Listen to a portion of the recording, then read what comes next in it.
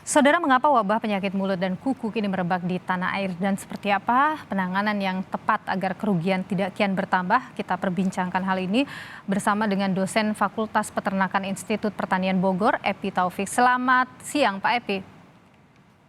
Selamat pulang siang, Mbak. Ya, dengan Nilu di studio, Pak. Satgas PMK ini kan sudah dibentuk ya, Pak Epi, sekarang, dan juga penyediaan vaksin juga sudah disetujui. Tetapi hal ini ditetapkan setelah hampir 2 bulan wabah ini merebak dari April lalu. Bagaimana tanggapan Anda melihat keputusan pemerintah dalam penanganan PMK ini?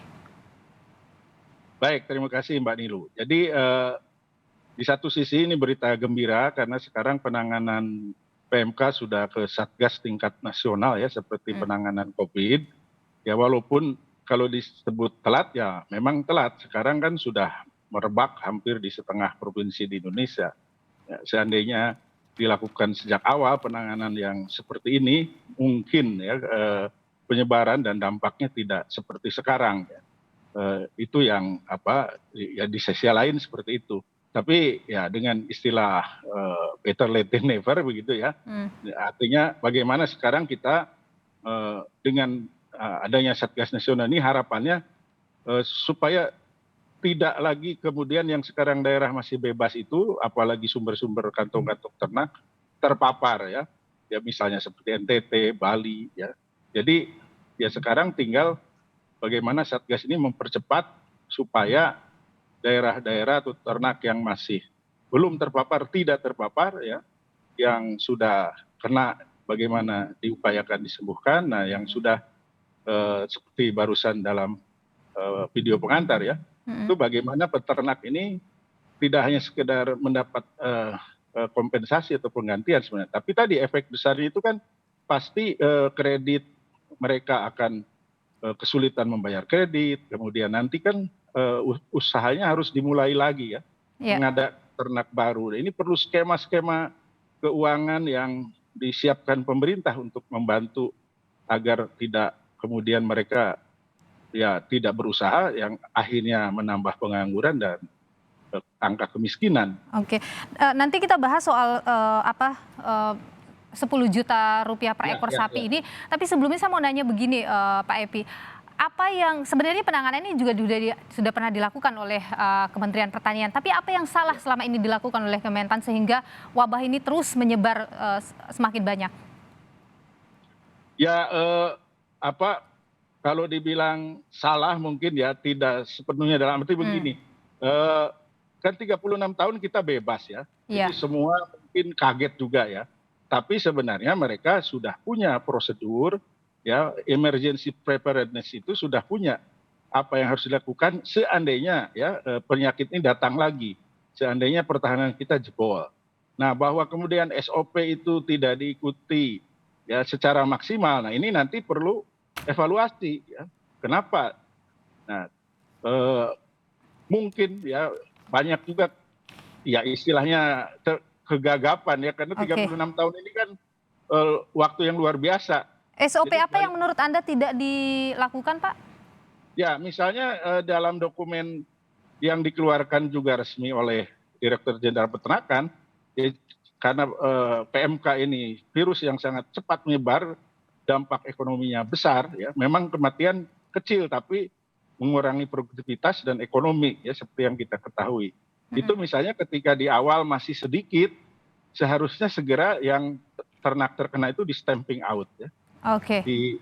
Kemudian dikompensasi sehingga tidak segera menyebar. Kan awalnya kan hanya di Jawa Timur dan Aceh gitu. Jadi sebenarnya sudah pantas mengeluarkan status wabah darurat wabah gitu ya, Pak? Iya, kalau itu harus segera prosedurnya segera notifikasi ke OII ya, ke Organisasi Kesehatan Dunia, dan kita deklarasikan ya, kan awalnya KLB ya. Itu ada tingkatannya Mbak, KLB, kejadian luar biasa. Nah kalau sudah seperti sekarang memang harusnya wabah gitu. Karena sudah setengah provinsi kan ya, setengah jumlah lebih provinsi. dari setengah malah. Lebih, betul. Jadi sudah tingkat nasional ini. Saya paham ya alasan dari sisi pemerintah bahwa kalau dinyatakan wabah akan banyak dampak ekonomi yang lebih besar misalnya. Tapi kalau memang dengan alasan wabah itu dana-dana darurat bisa dikeluarkan, Oke. ya kan harusnya dilakukan. Kalaupun pihak pemerintah bertahan misalnya, ya sekarang harus cari upaya apa terobosan hukum atau jalan supaya peternak ini segera diselamatkan dan yang belum terkena ini supaya terlindungi. Gitu. Oke, kalau dengan mengeluarkan kompensasi 10 juta per satu ekor sapi yang terpaksa harus dimusnahkan karena PMK, menurut Anda itu sudah cukup membantu? Kalau disebut membantu dan itu direalisasi tentu membantu. Kalau Oke, disebut cukup tentu tidak cukup, Pak. tidak cukup. Bayangkan ya, iya tadi kan ada juga di wawancara peternak, satu ekor itu harga normal sapi perah itu bisa 20-25 juta. Oke, Nah karena terkena mereka terpaksa potong paksa jual hanya 2 juta rupiah, bayangkan. Padahal oke. mungkin mereka punya kredit kan, Baik, ke KUR misalnya. harus dipikirkan yang lain lagi solusi gitu ya Pak?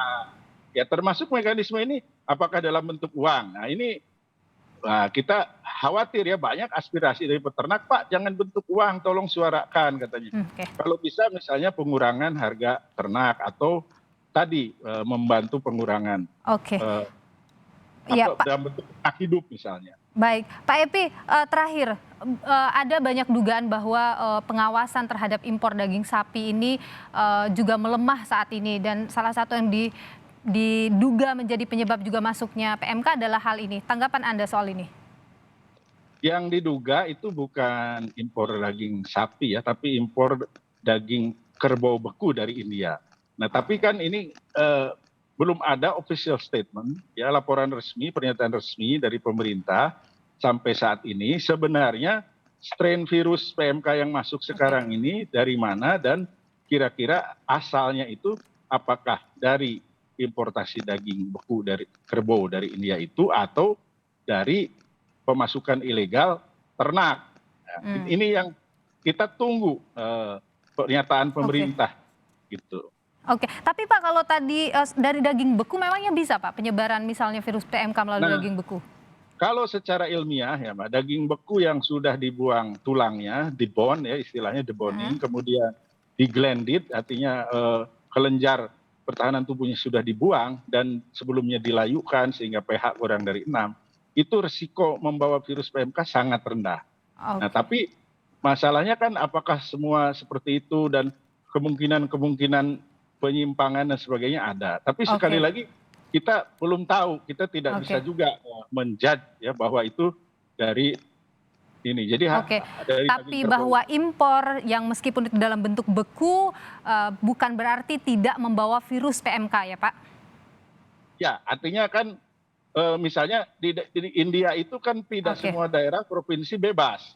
Nah, apakah betul-betul daging yang diimpor itu tadi prosedurnya diikuti, prosedur pelayuan dan sebagainya itu. Artinya kan impor itu banyak ya, bisa ratusan ribu ton ya. yes, Nah, betul. pengawasannya itu yang diperlukan supaya memang semua yang masuk tuh sudah memenuhi kriteria aman tadi kan. Oke, baik. Sekali lagi soal pengawasan juga perlu diperhatikan oleh pemerintah. Kita Pak Epi tidak tahu ya. Taufik, dosen Fakultas Peternakan Institut Pertanian Bogor, terima kasih atas pandangan Anda bersama kami di Kompas TV siang hari ini. Sehat selalu Pak Epi.